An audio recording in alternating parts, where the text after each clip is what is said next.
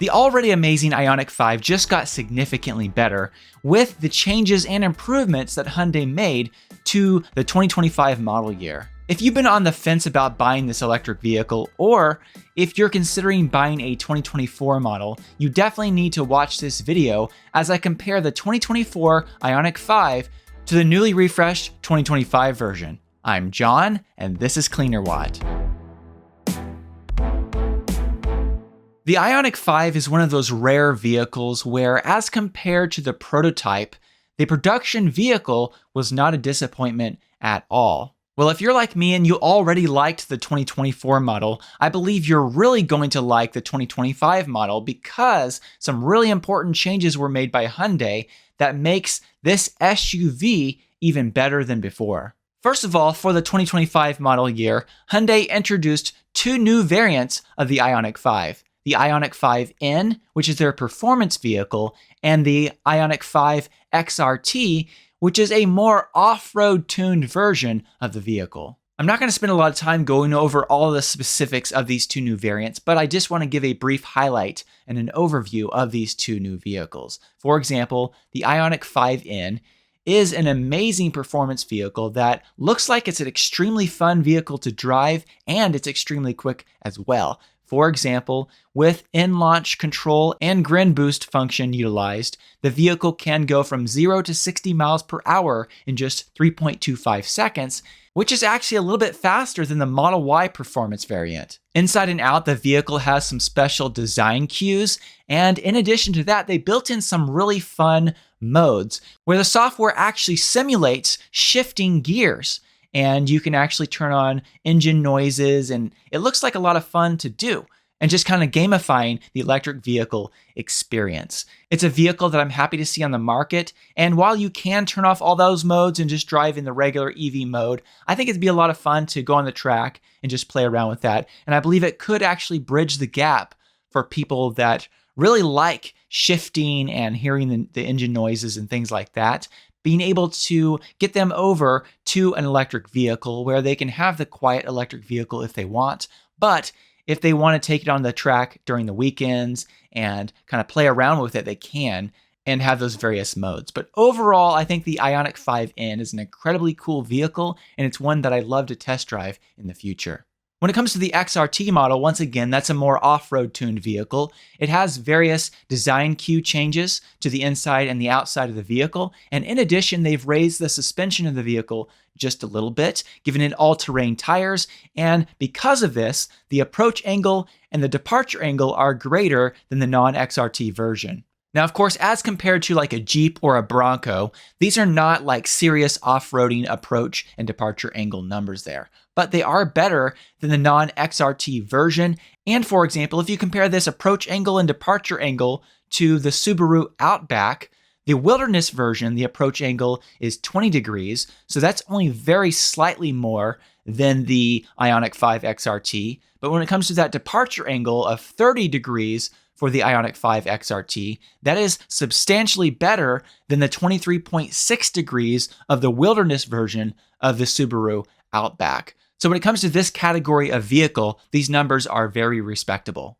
Okay, moving beyond the N and the XRT variants of the Hyundai Ioniq 5, going to just the regular Ioniq 5 variants, the same ones that were offered last year. If you take a look at a side-by-side comparison of the 2024 versus the 2025 model and look at the front of the vehicles, you can see that their upper portion of the front looks about the same. However, when you move to the lower portion, the bumper portion of the vehicle, there is some significant changes that Hyundai made to the design. When it comes to a side-by-side comparison of the rear of these vehicles, you can see that the top portion of the rear looks very similar. However, when it comes to that bumper lower portion, there are some pretty significant changes that Hyundai made to the design.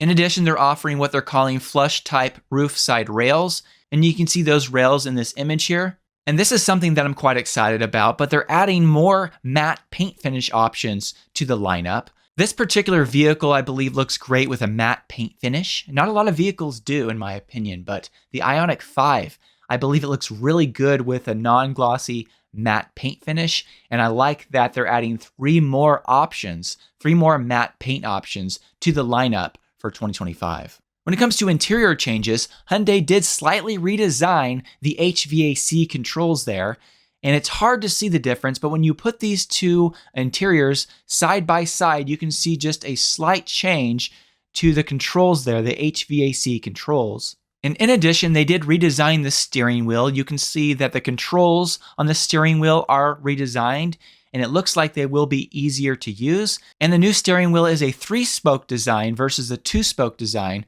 of the previous version. Hyundai also redesigned the center console and moved the wireless charging pad for the phone to the top there, so it's a lot more convenient to access that. And they also added physical buttons to turn on the front heated and ventilated seats. The Ioniq 5 also now has heated rear seats for the SEL trim level and above.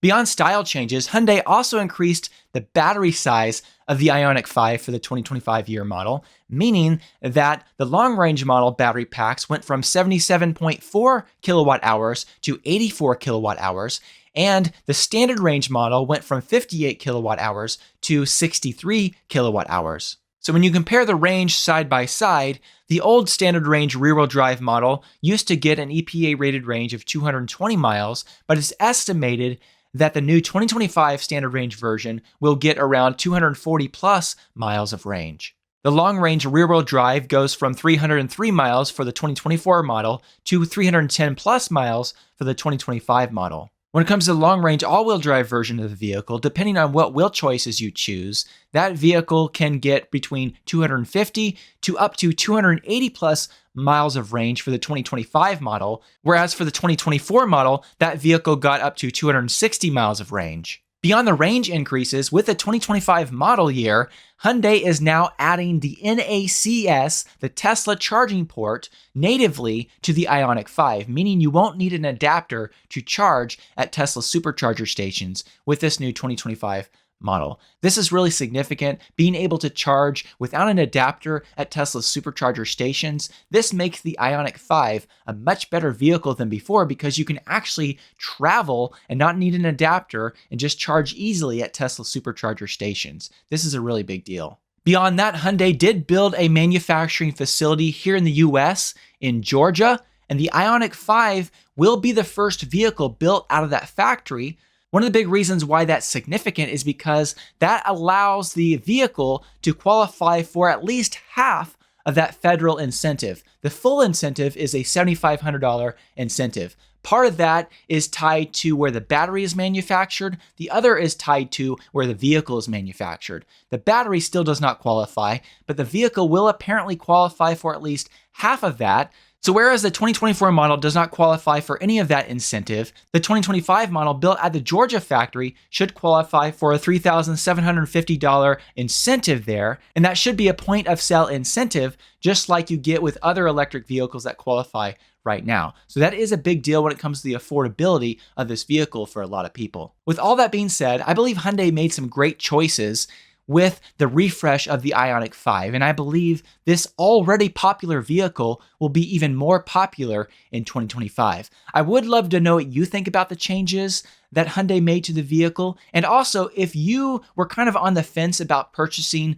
this electric vehicle, do these new changes make it easier for you to go ahead and make the purchase in 2025? Do you think there are enough changes there that it kind of pushes you over the edge to go ahead and decide to purchase this vehicle? Let me know in the comment section below your opinion on these changes. I'd also like to say thank you to all of those of you who support me through Patreon. Your support makes a big difference and does help make these videos possible. If you'd like to find out more about how you can support my work through Patreon, I will put a link in the video description. Thank you so much.